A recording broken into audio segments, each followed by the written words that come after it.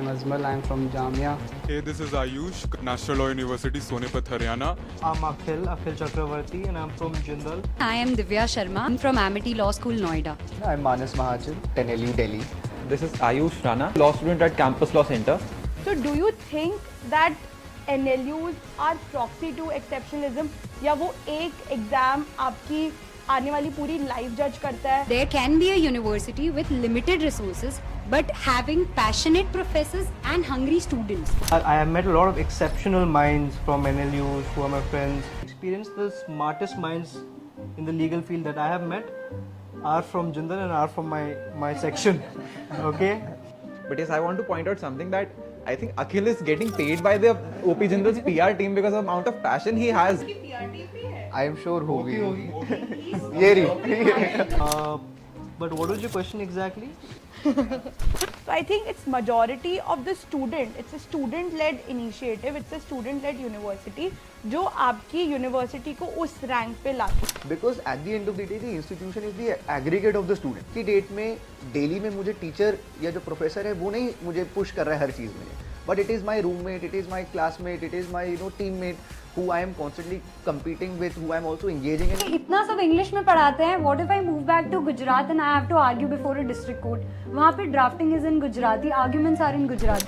The blame is on for NLUs is that it has become a money-making machine. But apart from that, the normal student is paying 3 or 3.5 lakh per year, apart from the living expenses. So I am personally biased towards the fact that infrastructure can never trump over intellect. Intellect should always be on top. All the seriousness apart, Amity does give you student of the year wala vibe. So we are all here for it.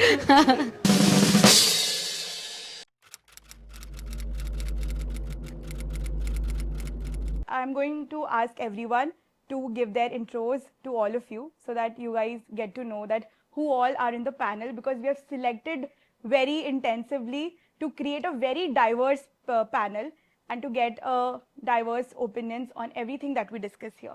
Hi guys, I'm Azmal. I'm from Jamia, and I'm happy to be here. I guess I'm looking forward what we are going to discuss and all. Hey, this is Ayush, currently in my 5th year at National Law University, Sonepat, Haryana. As part of a relatively new National Law University, my journey has been shaped by both opportunities and challenges in building something from ground up. I'm really excited to be here at the law school chapter, and I hope that my perspective and my journey resonates with like-minded people. Thank you. Hi guys, I'm Akhil Chakravarti, and I'm from Jindal, batch of 2022. I graduated 2 years ago and then I started my UPSC journey, but I'm back in law now, and I look forward to discussing with lawyers to be on this law school chapter. Hello everyone, I am Divya Sharma, a final year law student from Amity Law School, Noida. And it is safe to say that I am in that part of my law school journey where I have seen very much, done a lot, and I'm still exploring. So today I'm here to spill it all, the great, the grey and the grind. Hi everyone, I'm Manas Mahajan. I have now entered my 5th year of law school at NLU Delhi. And I'm really excited to be here. One of my friends told me that Chehek wants to shoot a podcast and they want somebody, so I always say why not. Hello everybody, this is Ayush Rana. I'm a final year law student at Campus Law Center. And as being the only student here who is from a 3-year law course, I said to bring my diverse opinion. So with these wonderful intros, we are here to shoot our first episode, which is Breaking the Gates. In this episode, we comprehensively discuss our journey from CLAT and in his case, his respective exam for DU, Delhi University entrance exam. But in total, we discuss about CLAT confessions in this topic. We also discuss that whether NLUs are proxy to exceptionalism or the usage of umbrella terms. So basically, this is a episode where we break all the stereotypes which exist and has existed in the evolution of legal education in India. So we basically start with the first question, which I have for everyone firstly, right? So there is this whole divide which is there. So initially, knowingly, all our motive was to get into law school and pursue law. When we were in first year, maybe before that, जैसे जब हम 12th में I think सबने थोड़ी बहुत तैयारी की होगी क्लैट के लिए या फिर आईलेट के लिए इन योर केस, बट उस समय पे हम सबको ये सिखाया जाता था कि अच्छा our main aim is to basically go to the law school, pursue law, and this was there. Once we enter the law school, then what the market forces start, operating on all of us, and there is certain infusion of lot of things which unknowingly starts coming to us. अब ये हो सकता है कि internships में divide हो सकता है या let's say opportunities में, exposure में. So do you think that NLUs are proxy to exceptionalism, या वो एक एग्जाम आपकी आने वाली पूरी लाइफ जज करता है या वो कितने टाइम तक जज करेगा? So this is my first question. I want anyone in the panel to first start with their opinion and then will basically move forward with it. I think at the very outset, what I believe is that in this debate, the term non-NLU is a misnomer in itself. आप जब किसी चीज को कह रहे हो कि non NLU, वो अपने आप नहीं exclusionary. So before we talk about the exceptionalism question here, we have to address that there is no real demarcation between an NLU and a non-NLU. It is created in general parlance of discussion. So earlier they were usually called traditional universities, state universities, in other formats. But now, how the legal landscape in terms of law schools have evolved, they have been largely divided into NLU and non-NLU.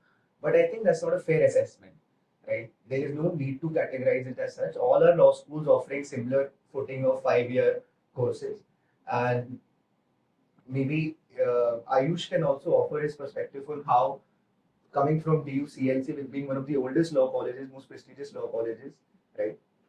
Like, I would just like to add upon that, it's indeed a very unfair division as to categorize colleges into NLU and non-NLU itself.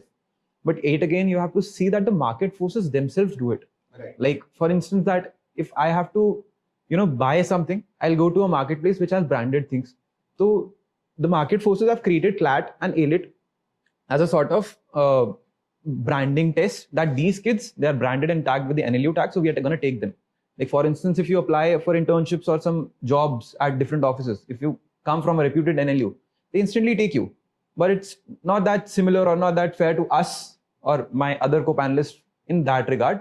So yeah, that's indeed a very unfair So, no, I get it. NLUs were created with the vision of having exceptionalism, but like in a good way, to raise the standards of legal education in India. But over the time, they've just become a proxy to elitism disguised as exceptionalism. It is not necessary that every NLU will be good enough. Currently, we have what, 26, 27 NLUs? Are we talking about just the top 3, top 5? Because the rest of the NLUs are still facing similar issues that the private universities face. Yes. There can be a university with limited resources, but having passionate professors and hungry students. That will do much better than any lower NLU that we are talking about. If we are just talking about Nalsar, NLU Delhi or NLS, then things are definitely different, but this tag does not matter at the end of the day when you are standing in front of a judge and arguing. He does not care whether you are from an NLU or not. They just care what you are delivering, be it the judge, be it the recruiters or the client. My views on this particular topic is pretty different because I personally feel like that CLAT in itself is a exam which feels more like a high stake gradient.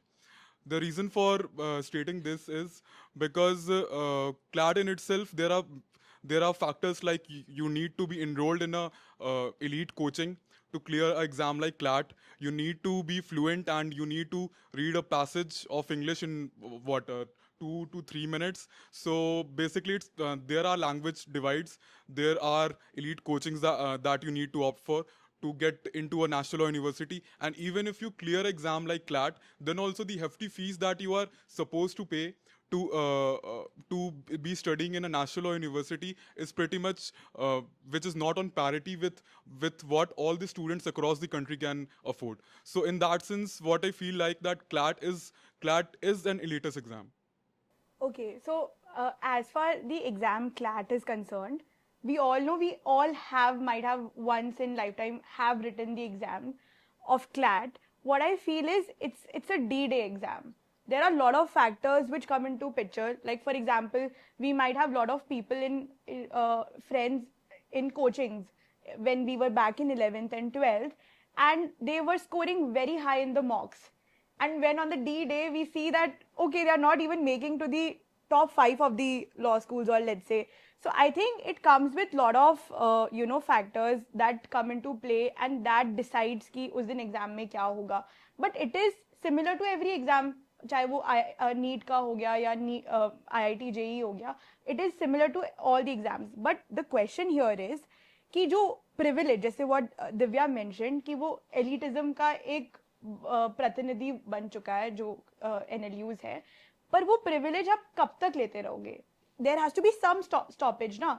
मतलब ठीक है, we get it, we are even acknowledging the fact that you guys prepared very hard for the exam and you might have done extremely well, and that is why you are sitting in that position where okay, privilege will come, and it is something to acknowledge for people who are sitting in non-NLUs. So I think I have a point with Manas कि कहीं ना कहीं, but again I'm shooting a question कि वो privilege कब तक होगा, मतलब where is there any stoppage या वो जीवन भर ही चलता रहेगा? So I think it is a privilege in the sense that it allows you opportunities where somebody else on an equal footing would not get that preference, right? So it helps open doors. As he said that when you apply for an internship, you get maybe preferential treatment, and I feel that privilege at times continues as well. And how that continues, maybe we'll address during the college culture, alumni-based things. But how it addresses is even going ahead. I think Divya was very correct. No one really cares after you graduate where you are arguing, you are pursuing a client. It doesn't matter from which college you are. But eventually the circle you maintain, maybe if you apply for opportunities abroad, other things, right? These things play a small factor. I don't think so it's a very big factor, but it does continue in a sense that you are the alumni of a certain college. But I don't think that's a make or break factor. It's just one of the many factors which anyone exiting from a college after 5 years would have with them. That's my take on this.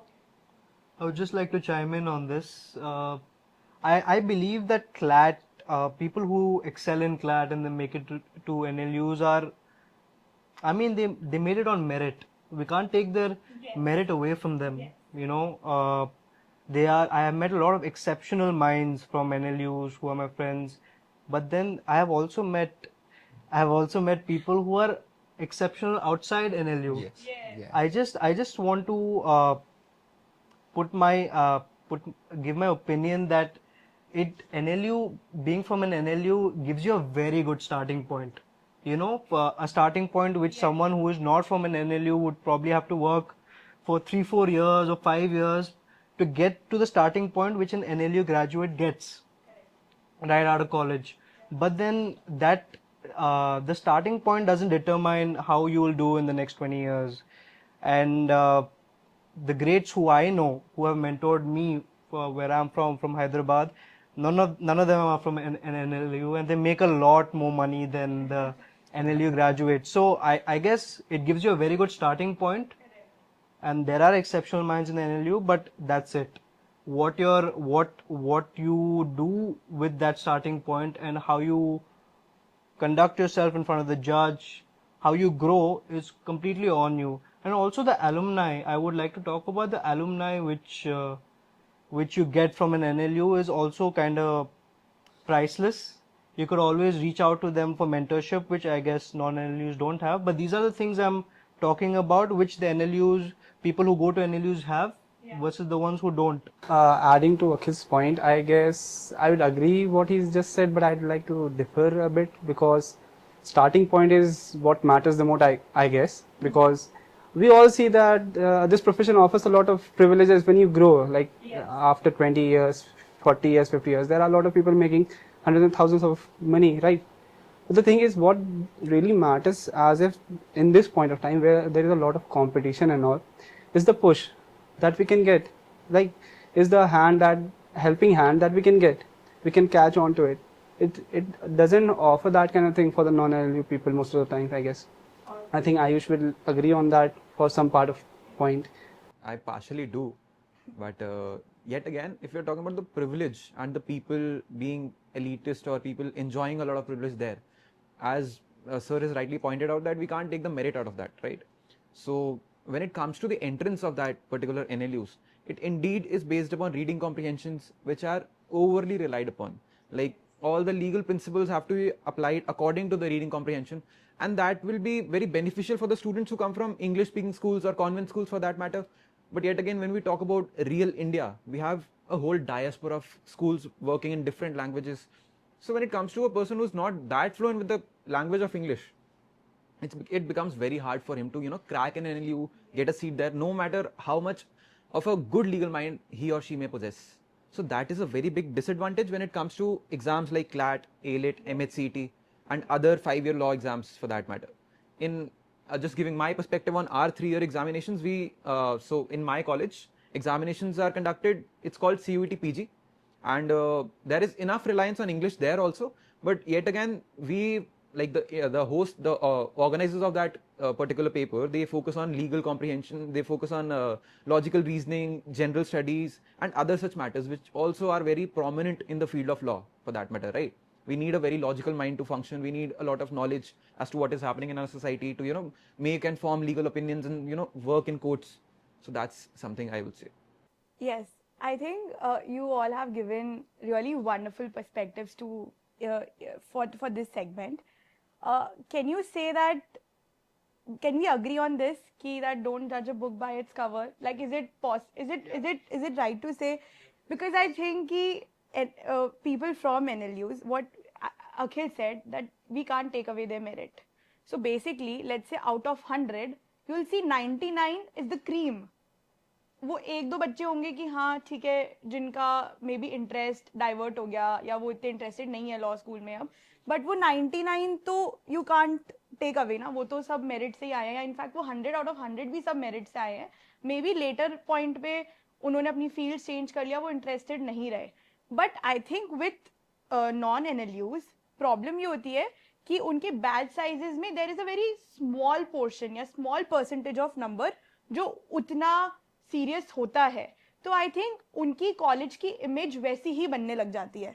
मतलब you getting me, जैसे for example let's say you being from Jindal, you have a like 800-900 का batch size है, उसमें you cannot expect कि सारे 800-900 उतने competitive होंगे. And I think to get into top 100 is very easy in Jindal. Like this is what I've spoken to my friends in Jindal. We have had this discussion on that as well. So you have to say anything on that कि this matters. मतलब ये जो percentage size है या ये जो ratio है, am I quoting it right?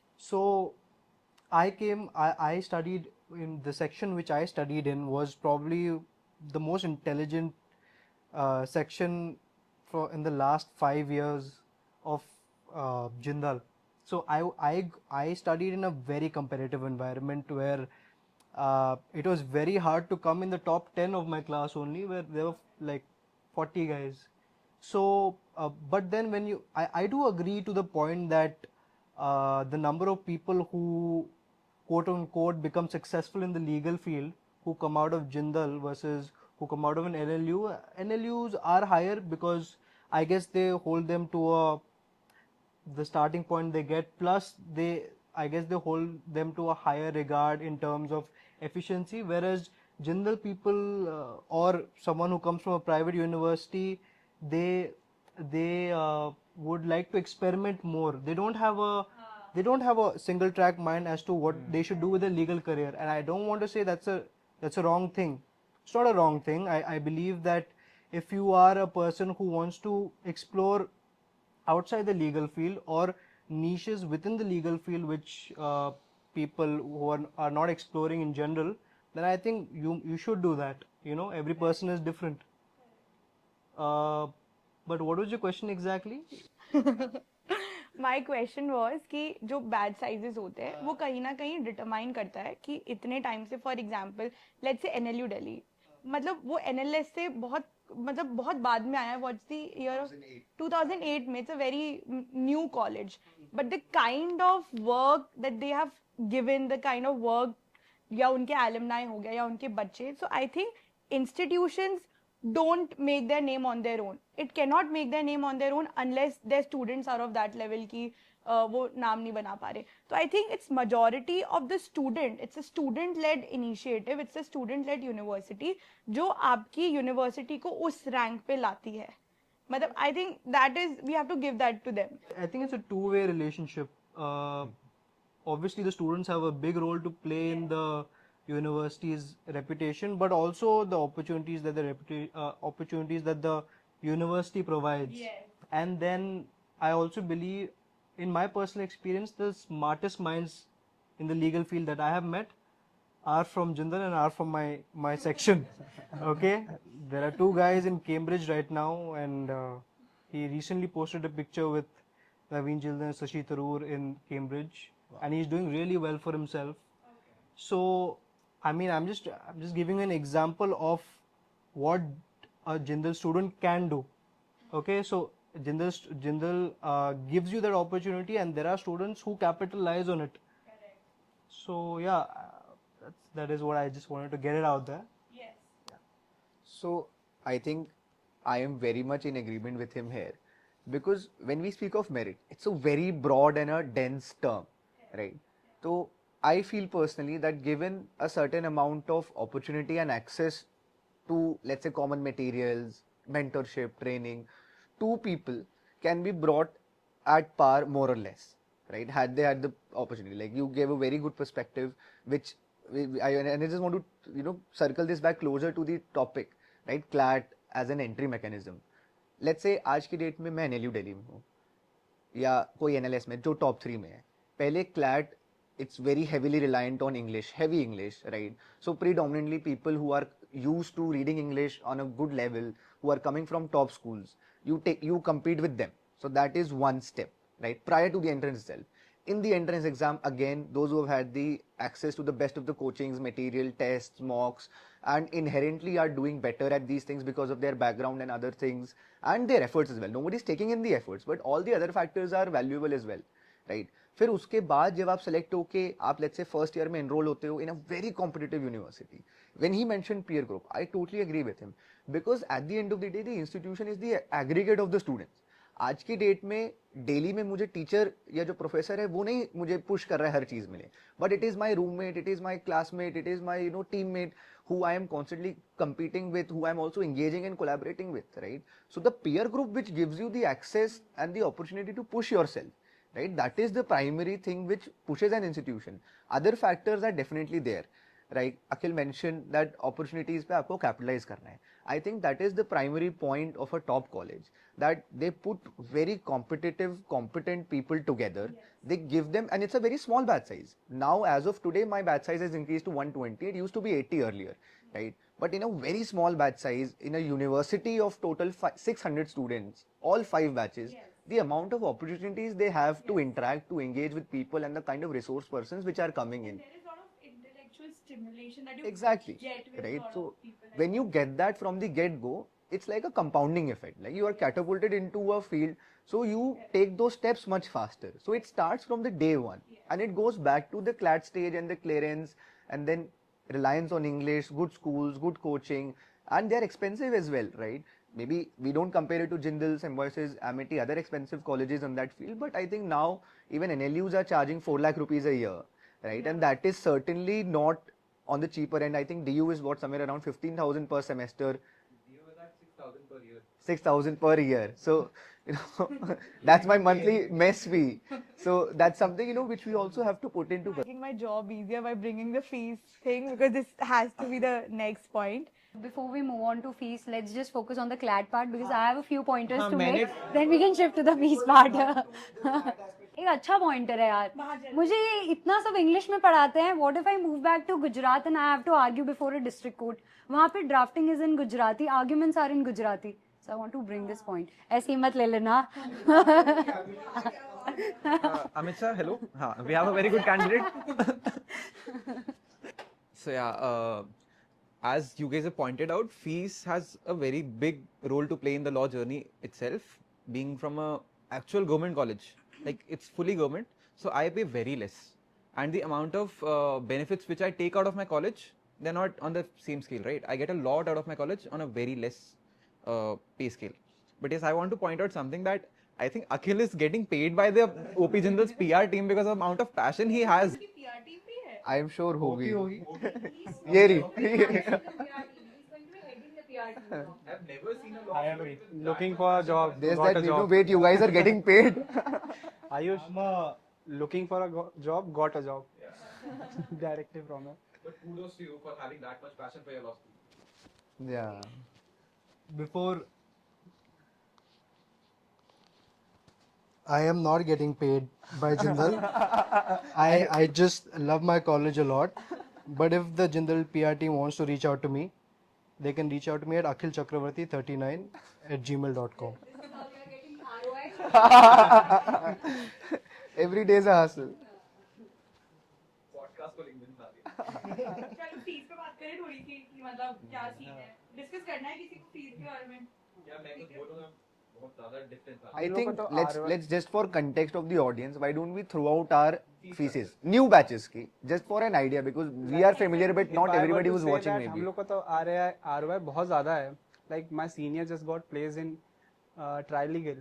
He just paid around I'd say 50,000 for the whole BLLB. Wow. What's your per year? 10,000 for regular batch. No, I pay 18,000 for 3 years. Oh, guys, my kidney hurts. That's brutal. Added fee of examination fees gets in the. ठीक है यार क्या बच जान लोगे उनकी. It's less than 30. And what is the fees for now or first year at Amity? See, for Amity, when you enter the law school, first year you start with 3.5 per year, and there's a 10% increase every I year. think it's similar to what Symbiosis charges. Yes. Yeah. So towards the end, final year तक आपकी 4.55 crore gross certificate. I find it very like offensive that कि हर बार private colleges हर साल 10% बढ़ा देते हैं. But I think 10% ज़्यादा वो बढ़ा नहीं सकते. I think आप इनके एग्जामिनेशन रिपीट फीस सुनोगे तो और भी बहुत ऑफेंसिव लगेगी बातें.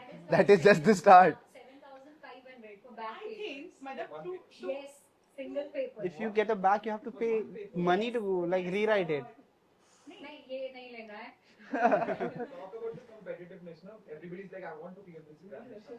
yes, yes. I don't want I want to digress from the topic. जैसे ये हम फीस की बात कर रहे हैं, but is it equally proportional to the infrastructure the college provides? मतलब first, this is a special question for non-NLUs. जब आपने कॉलेज डिस्कस करी होगी अपने पेरेंट्स के साथ जाने और की, तो आपके पेरेंट्स ने इंफ्रास्ट्रक्चर को एक सिलेक्शन या क्राइटेरिया बनाया था?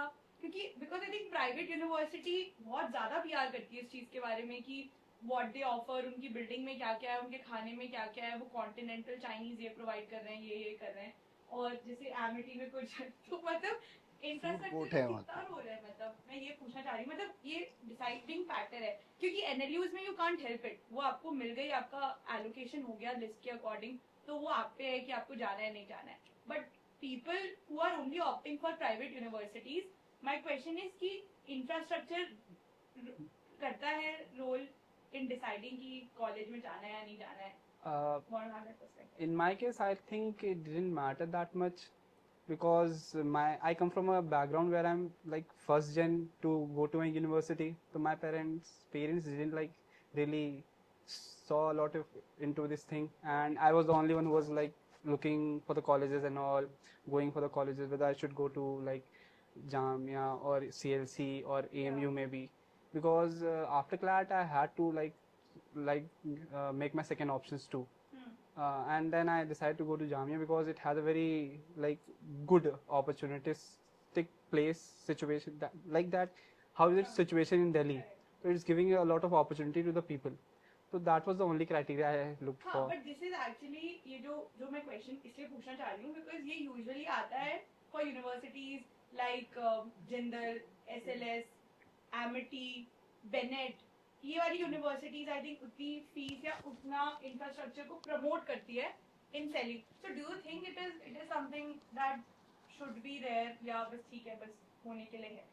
So, in comparison to the NLUs, Jindal charges exorbitantly high. Okay, it's brutal how much they charge, and it would be wrong for me to say that because they give us world-class facilities, I don't want to justify the fee, but obviously I understand the privilege that I come from. But the main reason why I chose Jindal was not for the quality of food or the the facilities that they provide, but just for the faculty. Okay, the world class faculty that they have provide, I believe it's second to none in the country. इसका Paytm आ गया है अभी. And and also the fact that I also believe that once you have a really good rapport with your professor, who is probably one of the best in the country, then it kind of paves a way for you in the legal field, and that was my whole point of view and my parents' outlook when getting into the college. Obviously, I'm not going to justify the exorbitantly high fee. It is extremely high and it comes from a place of privilege.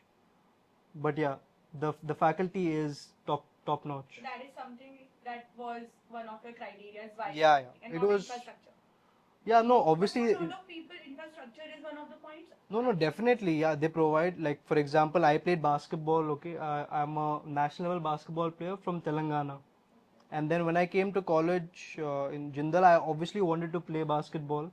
And to my pleasant surprise, they provided me all the opportunities. I went and played for the university team in a number of different tournaments outside, and it was all paid for, and I didn't have to spend anything from my own. And whether it came to meeting different professors and also it was I believe that they provide the best facilities, but I don't know how to justify the high fee. I think it's also up to you. Yeah. जैसे मानस ने starting में बोला था Hmm. कि they put everything on platter. अब तुम्हें use करना है तो तुम्हारी अच्छी बात है कि तुम कर लो. But अगर तुम्हें नहीं करना है तो then it's a waste of money. So I think it's at the mind of the student कि वो उसे कैसे मतलब उसको Absolutely. ROI कैसे लाता है. क्योंकि कहीं ना Absolutely. कहीं that is something we'll discuss. He came with a very matured opinion that Yes. sounded like we used to crib about going to school, but once we were out of that school, we used to be like, oh, हमारा school बहुत Yeah, अच्छा था. yeah. He is giving that sort of. Someone who's still engineer. I think we discussed. I think he wants a teaching job in Jindal. Maybe. One very small thing which I wanted to add, not just from his perspective but from a non-NLU side's perspective, when it comes to justifying the fees. So for private institutions it is bound to be higher because all NLUs by default are state funded colleges, even DU and all other traditional universities which are government aided, government funded, right? So they can afford to have lower fees. Like DU, it has great funding, it's an older college, it has great support as well. Whereas my college, it's fairly new, established in 2008, got out with its first batch in 2013. हम लोग को there is obviously support from the government, it's a state university, but not so much. DU is there, others are there. So we are forced to resort to other ways, like let's say slightly higher fees. I am sure अगर हमारे को funding मिलती है, government से और support आते हैं, the fees would concomitantly decrease. Or let's say one of the issues which everyone knows about NLU Delhi is campus space. That it's a very small campus, and we share it with the Delhi Judicial Academy. There have been talks that there's another parcel of land, etc. That's without going into specifics. It's just about whatever amount of funding comes in, because most of these things, let's say public transport, public education, etc., you are never going to make a profit, right? On the cost, if it's a reasonable cost you are charging.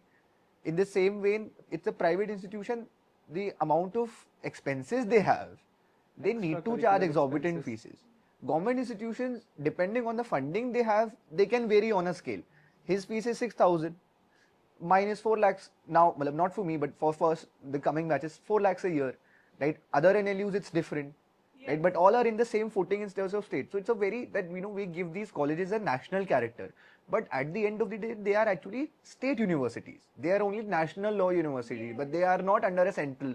They are just state funded universities, right? It depends on the state's preference towards the college, right? So that's my something I wanted to offer for the viewers. Are you rationalizing the fees then? मतलब because मेरे हिसाब से मतलब what the blame is on for NLUs is that it has become a money making machine.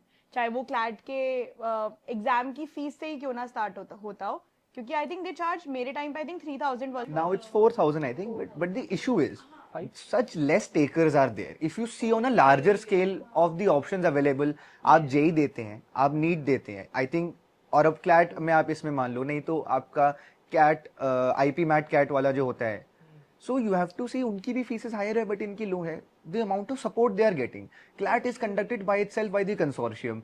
JEE is supported by the NTA. The number of takers are so high. So economies of scale comes in. There are limited numbers of centers. So as and when the support increases, number of takers increases, I am sure hopefully the fees also goes down, right? If we are supported by the central agencies in how the exam is conducted, centers are arranged by the colleges. Our own professors, they tell us that we are going on CLAT duty, ALET duty. Our own college is utilized, right? So they are operating on their own model also. Because when it comes to saying profit making, I don't think so. They are making a hefty profit and paying, which may be the case in private colleges. But I don't think so. Government universities are turning a massive profit. They are making enough to go by and have a surplus to plan things ahead. And it depends on the funding which comes in. So I am not trying to rationalize or justify. I am trying to put forward a perspective or a factor which comes into when deciding the fees. Yeah, and that is basically stakeholder perspective. Yeah. I will just like to add on to the perspective of that particular panel. First of all, on infrastructure, right? So we all have discussed the issue of brand value being associated to a particular college. So if you crack an examination and you get a very reputed college, for me particularly, it was like I am getting a seat at Campus Law Center. It's a very well reputed college. It's a college with decades of history. So I didn't put much heed into the infrastructure as such, because DU is one of the oldest universities of this country. Of course, we can't expect world-class infrastructure, lifts everywhere, centralized ACs. All those colleges are coming up with that kind of infrastructure as well. But as you've pointed out, that infrastructure does matters. But I believe, as you pointed out again, that it's the teachers, it's the curriculum which is being taught, it's the students, it's the kind of atmosphere you create around yourself, right? That matters when you choose a particular law college. Coming to the fees part of it, right? So I particularly pay very less amount.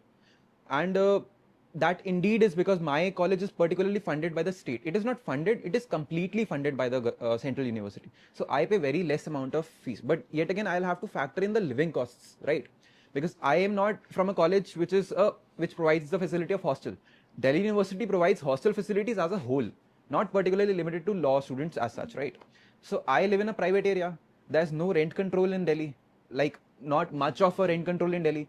There are PGs which are charging exorbitant amounts per month. There are PGs which are charging 40,000 per month for students, that too with sharing beds. So yet again, if I pay 6,000 per year, I also make expenses of around 3-4 lakhs easily if I maintain a decent enough lifestyle in Delhi. And if I intern somewhere, then I have to make expenses to travel also. Like factoring in all that, I'm not at a much added advantage as to other law students present here. And more or less, even we pay the similar amount of the fees. But yes, it gives you a very sense of pride that yeah, my college is charging very less. And I can proudly say that I'm getting a lot out of my college, a brand value, a whole judicial structure, whole litigation. That is completely true.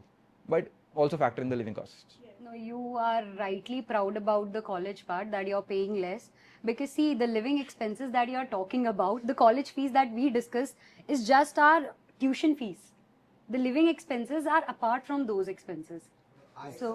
I covered mine, so includes hostel fee. I am giving you in total cost of education. No, here when it comes to Amity, private law college, here we are paying 3.5 lakhs. There are scholarships, and based upon your merit, you get scholarships. That is there.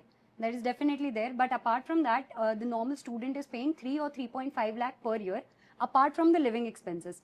But if I would try to justify the fees, then see, the infrastructure is definitely there. The campus is very big. We have a lot of faculties. And the main thing is, Amity does not put you in a box. For example, CLC is known as the judge-making factory, and Jindal is known for its corporate side. But when it comes to Amity, let's say, for example, I came in with the mindset that I want to move ahead with litigation. But here, I got opportunities such as there's music law going on, sports law, media, as in legal journalism. There are ample amount of opportunities. So that can change your mind, and that can lead you to somewhere different. So that is where I would like to differentiate private colleges. if you go into a good private college, there are opportunities. The crowd matters, and particularly here, Amity has a, you know, advantage of the location being located in Delhi NCR. So Delhi being the hub of litigation, we have Supreme Court, High Court. So you get the better internship exposures as well. So that is there. So yours is also not a residential college as such, no? They provide hostel if you want, but it's not a residential college as such. So sticking to the main question, check. First of all, the fees of my college is around 2.3 lakhs for a year. And secondly, when I was deciding my college, that which college should I opt for, the first and foremost thing was for me was the intellect, the professors that I'll be studying under. So I am personally biased towards the fact that infrastructure can never trump over intellect. Intellect should always be on top when you are deciding a college. The infrastructure might matter to a certain point of time, but yet again the infrastructure will stay with you for just around 4 to 5 years, but the intellect and the connections that you will be making will last you for the lifetime. So that's all on this particular topic from my side. Thank you. Guys, all the seriousness apart, Amity does give you student of the year wala vibe. So we are all here for it.